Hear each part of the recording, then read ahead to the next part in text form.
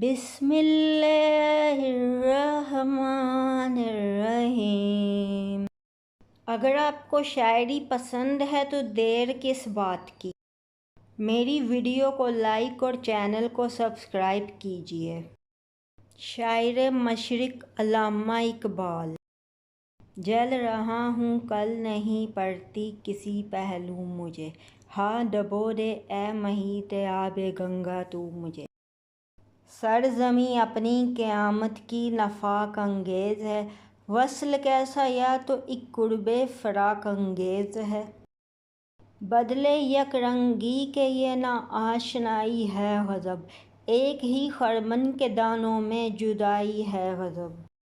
جس کے پھولوں میں اخوت کی ہوا آئی نہیں، اس چمن میں کوئی لطف نغمہ پیرائی نہیں۔